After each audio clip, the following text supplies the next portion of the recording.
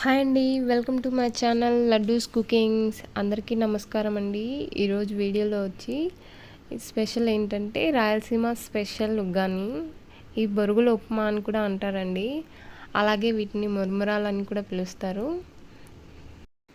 ఈ ఉగ్గానిని ఉదయాన్నే బ్రేక్ఫాస్ట్గా కానీ లేదా ఈవినింగ్ టైంలో ఎప్పుడైనా తినాలనిపించినప్పుడు ఇలా క్విక్గా అంటే త్వరగా చేసేసుకోవచ్చండి. టేస్ట్ కూడా సూపర్ అంటే సూపర్గా ఉంటుంది.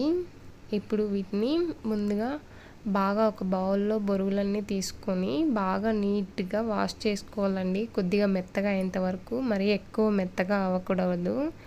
ఎందుకంటే మరీ ఎక్కువ మెత్తగా అయిపోతే ఉప్మా అనేది పొడి పొడిగా రాదండి. బాగా ఇలా నీట్గా వాష్ చేసి తీసుకోవాలి. ఇలా వాష్ చేసుకున్న తర్వాత బొరుగుల్ని బాగా వాటర్ ఏం లేకుండా గట్టిగా పిండి సపరేట్గా తీసి పెట్టుకోవాలండి.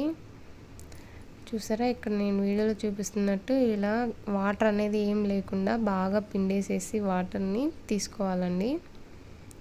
ఇప్పుడు వీటిని పక్కన పెట్టేసుకున్నాం. ఇలా తీసిన వాటిని ఒక స్టవ్ మీద ఒక కళాయి పెట్టుకొని కొద్దిగా హీట్ అయిన తర్వాత ఒక 2 టేబుల్ స్పూన్ ఆయిల్ వేసేసి అందులోకి ఒక స్పూన్ ఆవాలు అండ్ అలాగే ఒక స్పూన్ ఉద్దిపప్పు అండ్ అలాగే ఒక స్పూన్ పచ్చినిపప్పు అండ్ అలాగే ఒక 2 గుప్పెళ్ళ శనగగింజలు తీసుకోవాలండి, పల్లీలు.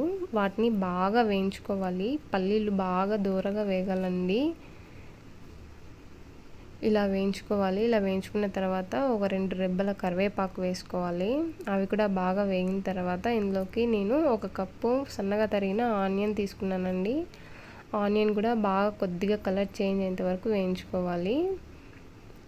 ఇలా వేయించుకున్న తర్వాత ఇక్కడ నేను ఒక 2 పచ్చిమిరపకాయలు ఇలా సన్నగా తరిగి తీసుకున్నాను. వాటిని కూడా బాగా పచ్చివాసన పోయేంత వరకు వేయించుకోవాలి.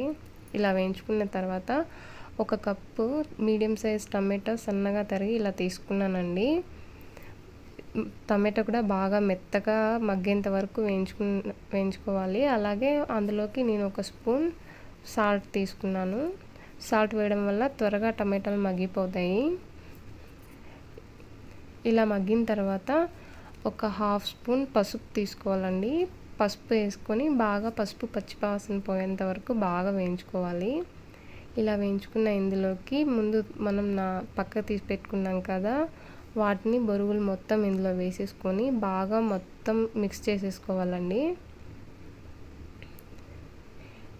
ఇలా అంతా మొత్తం బొరుగులన్నిటికీ పట్టేలాగా బాగా మిక్స్ చేసుకోవాలి. ఇందులోకి నేను ఒక 2 స్పూన్ల పల్లీల పొడి యాడ్ చేస్తున్నానండి, శనగగింజల పొడి. అండ్ అలాగే కొద్దిగా సన్నగా తరిగిన కొత్తిమీర ఇలా మొత్తం వేసేసుకొని వాటిని కూడా బాగా మిక్స్ అయ్యేలాగా బాగా కలుపుకోవాలి. ఇలా కలుపుకున్న తర్వాత ఒక ప్లేట్లోకి సర్వ్ చేసుకోవడమే, అంతే అండి.